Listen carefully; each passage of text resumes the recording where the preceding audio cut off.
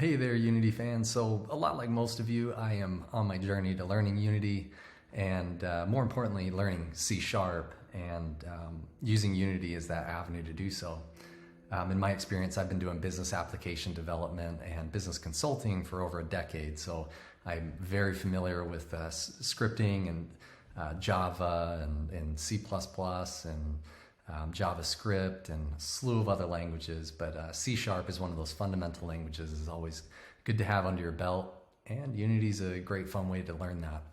So I've been using the Complete Unity RPG Bundle course kind of as a way to learn. So that's by Sam Patuzzi and Rick Davidson. If you haven't checked it out, give it a shot. They have a lot to teach there, and it's an easy way to kind of get your journey started. But going through that course after the first section, it kind of left me with, I have some enemy AI following a waypoint system, some navigation mesh for character movement and stuff. And so as I was following their course, I was building out my own project.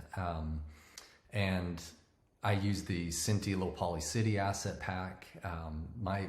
Again, my focus is primarily on scripting logic and building out AI. So this pack was kind of cool and an easy way to just kind of jumpstart. So in this video, really what I want to focus on is some of the things that I learned that I found difficult to really get good answers from a single source. I had to go all over the place, and again, I'm fairly new, so whether this is right, wrong, or otherwise, hopefully it just gives you a jump start and gets you on the right path. But I want to focus on a couple things. So the first thing is using the Synty asset pack for navigation. One thing you'll notice right off the bat, if I click on this mesh here, you'll notice that it's a street, but however the crosswalks, the sidewalks, everything's kind of all in that same mesh, of that same object. And if I click over here, I've got the sidewalk and the street, and it makes it difficult for the navigation mesh. So really my goal was to have pedestrians not really use a waypoint based navigation system, just because I want them to kind of wander throughout the world. I want them to just go to different points on the map and do their thing, and it just act a little bit more natural than seeing the same person like walking around the same path over and over again. So for the enemies, it kind of makes sense to have them just follow on a specific path, but for other things like traffic, cars, that stuff, I kind of want them to wander around on their own. So for my cars, I did do a waypoint based system. I have a couple little logical operators in there to allow them to either turn right, left, go straight, so it mixes it up a little bit. But for pedestrians, I wanted it to just be points of interest, they just go to them. And with that, the navigation mesh, I needed ways to say, hey, pedestrian, don't walk through the center of this street. You know, if your point is over here on the map, I don't want them to just cut across the street. Ideally, they'd try to use a crosswalk. And ideally, they're walking on the sidewalk. And the way to do that is to use different weights on your nav mesh. But if I don't have the ability to bake those different weights because it's a single object, I'm kind of SOL. So here's how I solve that. First off, we just go under navigation, and we take a look at, and mind you, I'm not going to go into all the details on how to get there. There's plenty of other videos for using Unity and navigating that. I'm just going to focus on the specifics to solving this for the Synty asset pack. So if we look at this, you'll notice that everything is blue. Everything's just set to this area, this walkable area, right?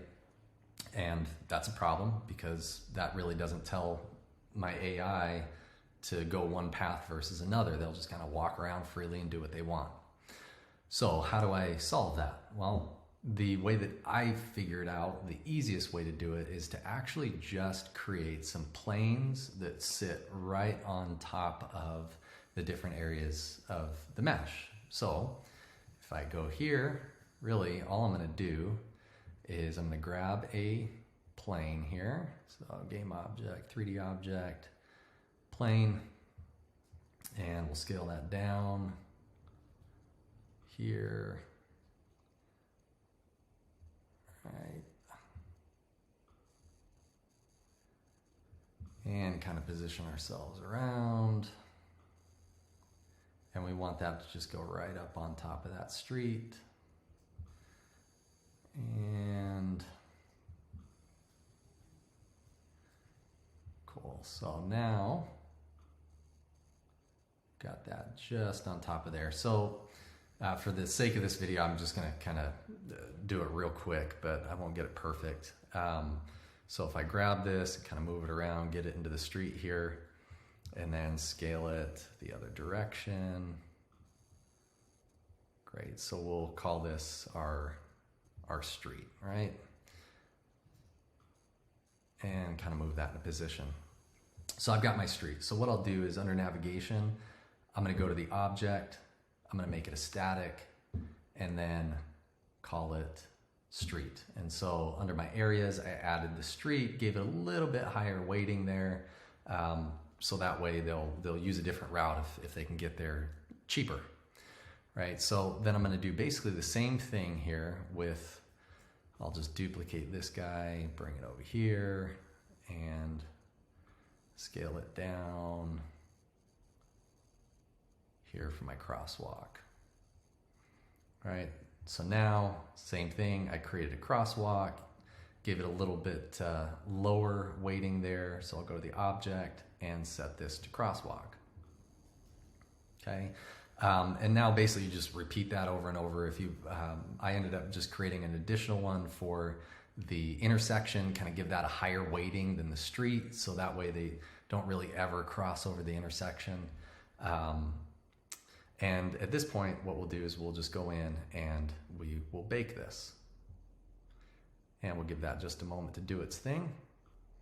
Cool, so now that's all baked. And what I'll do is just on these two objects, I'll go ahead and just hide them for now.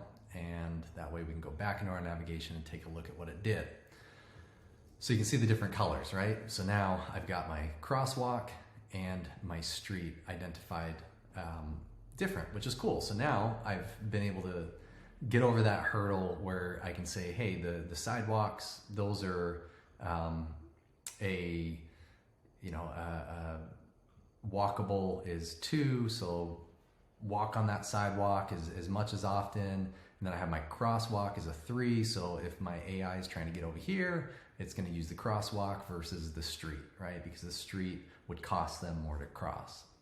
So again, I just did that over and over and over again until I had my full navigation mesh built out. So if I'm just going to delete these for now and then show you under AI here, I have my navigation meshes. I kind of broke it down into street and my crosswalks.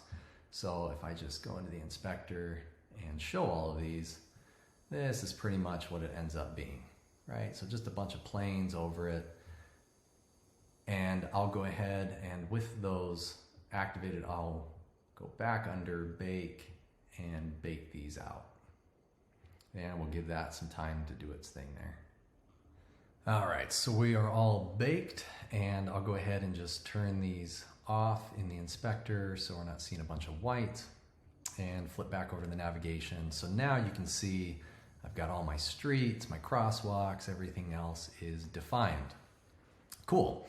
So now if I go over to my little character here, and this pedestrian, drop it under pedestrians, if we take a look at it in the inspector,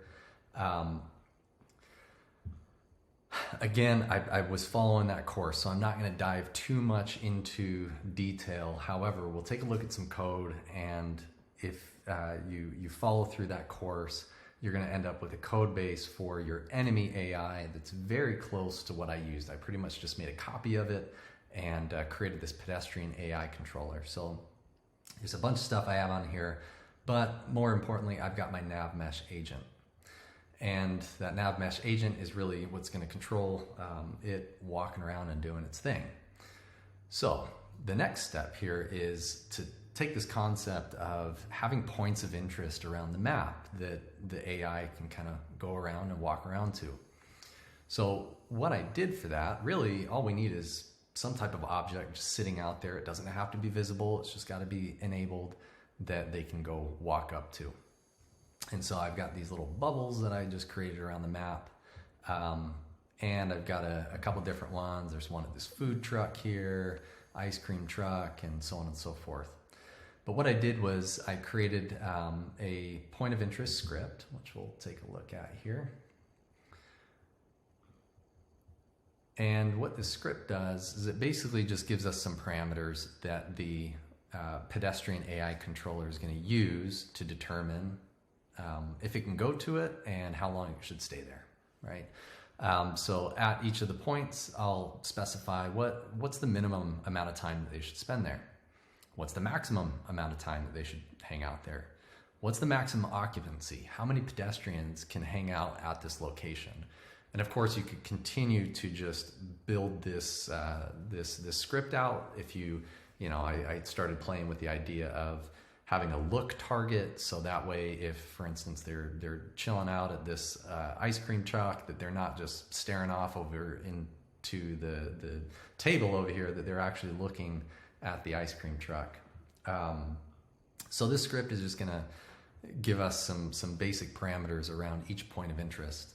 And then on the Pedestrian AI controller, I think the best way to show this first is to go back up to our pedestrian and take a look here.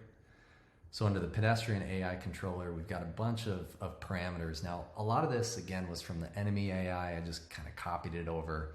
However, I've added this points of interest and just dropping in those points of interest that are out on the map, right? And so in my Pedestrian AI controller, what I'm looking at here is in my update, and I'm going to go through this NavMesh link stuff in a moment, but really it's just going through and it's calling this patrol behavior. And that patrol behavior is what indicates whether they should be moving around, what waypoint they're at, what next waypoint they should go to. So in this case, in the Pedestrian AI, I'm using the points of interest to figure out what the next point they should go to. So I've got my function here, points of interest, get new point of interest, and really it's just going to run through and determine, pick a random point of interest on the map, and then it's going to call that function inside the point of interest to determine if that location is available. So it's looking at, hey, is the current occupancy less than the maximum occupancy? If it is, great, it's available to go to, and it's going to set that as the next point of interest for that specific AI, right? So they're going to roam around and do their thing. So for this, and I click play here, and I'll watch my AI here. She's just going to start randomly walking around to things on the map there. Okay, and if I go into the scene view, and we'll fly over, click on this, and we'll take a look. And you can see that the dwell time, she's gonna hang out there for 7 seconds. Next point of interest just changed. She's gonna go over to whatever one is in the array. And we can look at that, we can see, oh, she's gonna go to the ice cream truck now. And what you're gonna see is she just crosses that crosswalk, no problem, gets nailed by a car, and oh, she's walking through another car, right? So she just kind of crosses, there's no waiting. So that was the next step, is I want them to wait at the crosswalk. And so there were a couple things that I tried with kind of having a helper object to say, hey, are you coming up to a crosswalk, with some other objects there that it would impact with a collision event, and that was just really clunky. So one of the things that I started to dive into is the off-mesh links. Now, an off-mesh link is a way to take two meshes and link them together, or two navigation meshes and link them together. Now, typically, if you have a NavMesh agent, you can see that they auto traverse off mesh links, and that's set as a default there as true. And so what they'll do is they'll run up to this off mesh link, which we'll take a look at in a second. And then as soon as they hit it, they'll take the action to cross over it. The action to cross over it is, there's a couple ways it'll happen, but what ends up happening immediately is they kind of glitch out, or they just completely teleport across it. And Unity gives you a way to script those a little bit better to handle the action yourself, right? So what you can do is you can turn off auto traverse, and in your AI script, you can have them handle how they're going to traverse that link. So, and that could be used for things like jumping over a fence, or jumping up onto a ledge and playing different animations and that. I just wanted to keep it simple first, and I just want them to just hang out at the stoplight until the stoplight is red on this side, so they're not going to get nailed by a car. So for this, real simply, I just go in here, I'll create a game object, grab a cube, scale this guy down.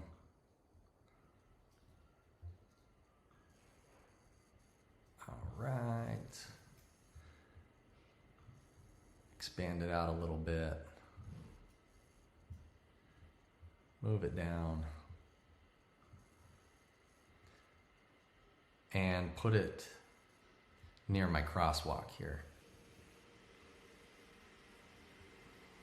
And kind of line this up here a little bit better, expand it out a little bit.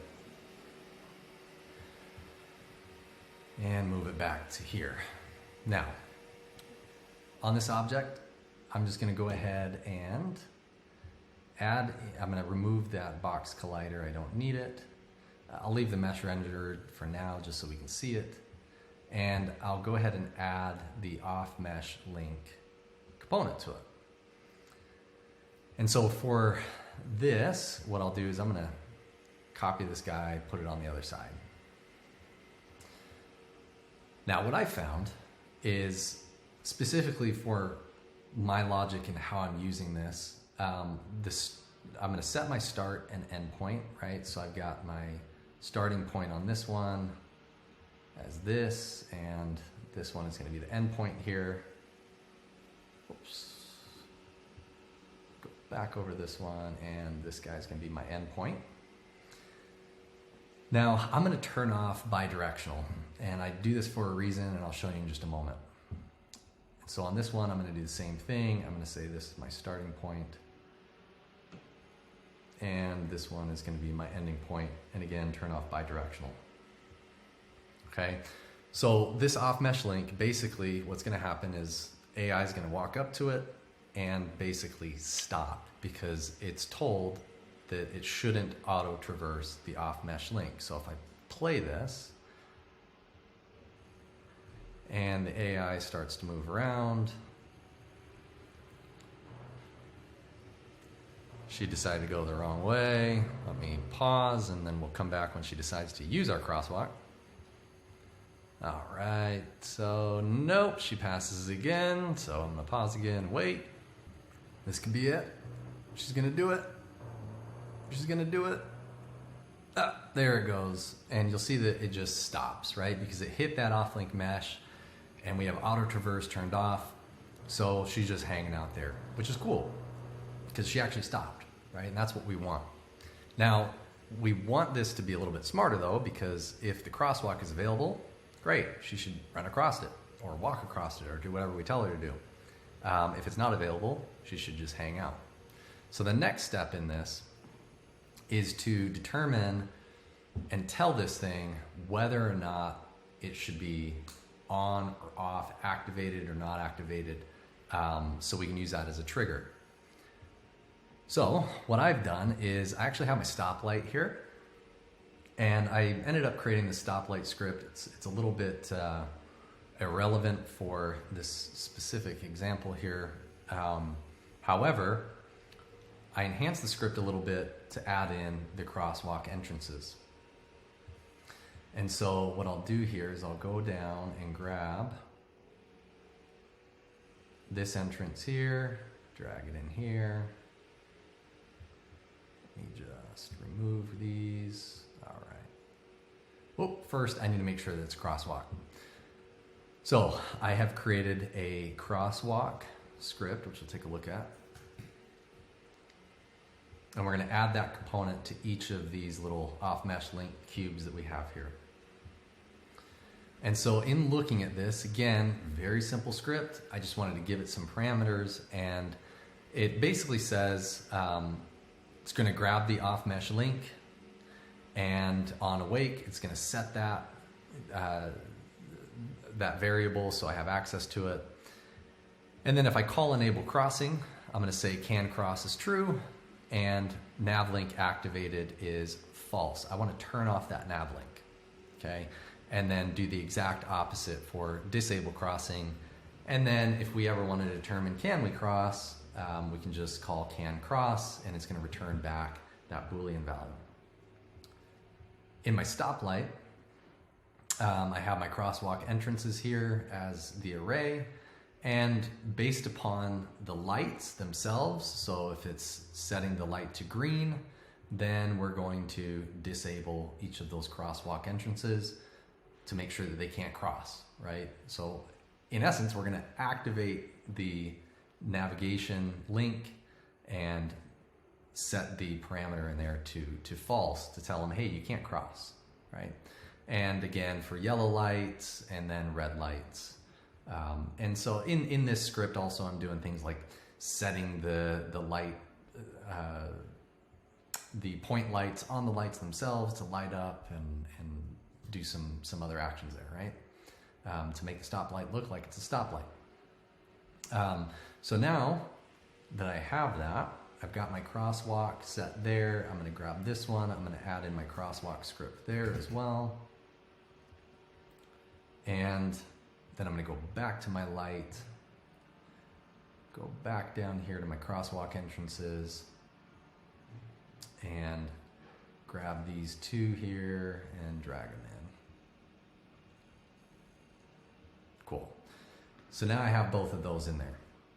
So the next thing that I need to do is tell my AI, when you hit this, I know you're not auto-traversing at the moment. However, when the crosswalk is available, to go ahead and continue your path, right? So inside of the mesh link, by default, there is a function called complete. So let's go back over here, and in my AI script, up on this, let's keep going here. So in my update, basically I'm saying, are we standing on a mesh link? If we are, then is it activated? If it's activated, then look at our crosswalk and cancel the current player action. So stop walking, stop doing everything. Otherwise, if it is available, go ahead and walk.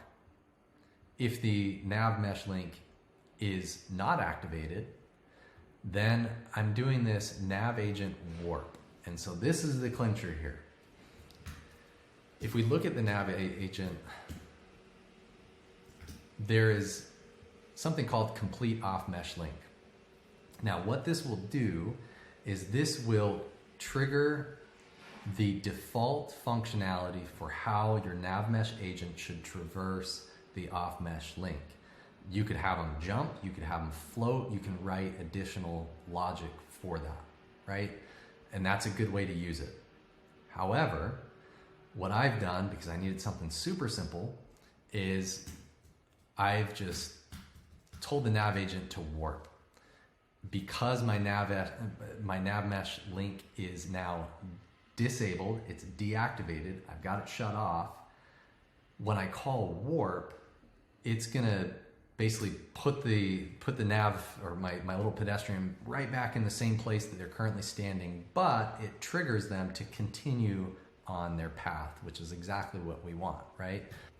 The other thing is that if we go back to my navigation mesh, I have a navigable area here, right?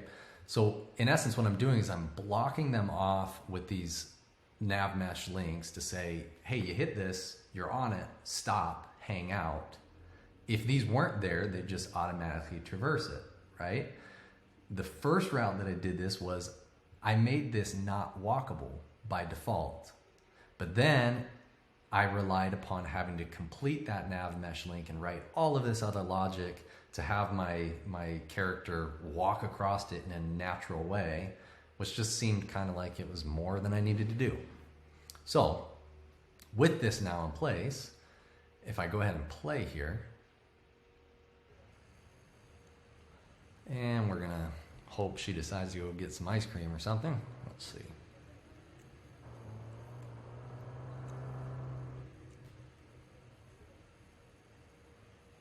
She's gonna hang out.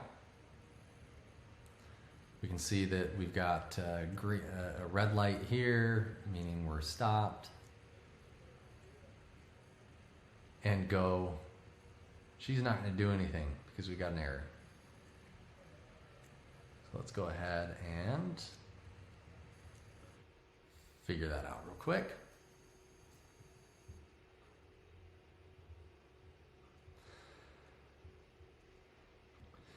So, I got a bunch of errors in here, and the reason for that is because I actually have these other objects already hidden.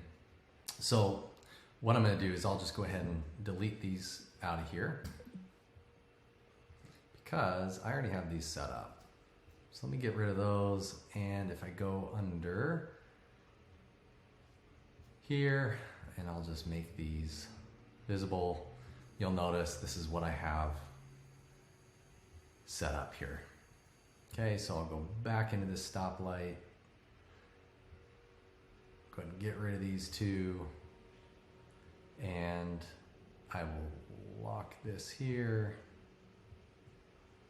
select these two, and drag these into my crosswalk entrances. Okay, so at the end of the day, this is what it ends up looking like. I've got my little NavMesh links all set up, and let's play this now.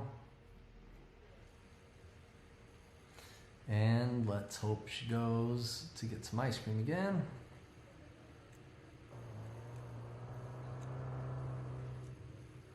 Oh, she's going this way, but that's good. So you can see that for a moment there she stopped, and then as soon as this light went green, that crosswalk became available to use, so she walked across it. So let's see what happens again. So now she's going to go across, she's hanging out because she shouldn't cross, otherwise she's going to get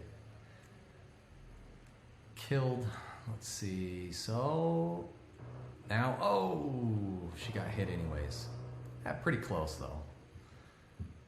So it's directionally correct. Of course, there's a ton of tweaking that can be done, but to make this more fun, we'll go ahead and just duplicate this a bunch of times. And you can start to see kind of the natural flow of how this AI ends up looking when you got a bunch of them running around.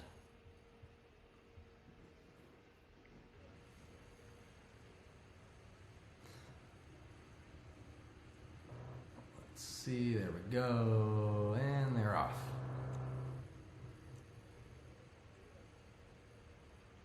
So now they're just kind of hanging out. I'm not going to cross.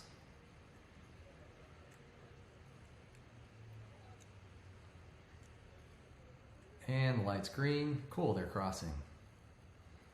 So if we go into the scene view here and kind of see how these characters look as they're running around.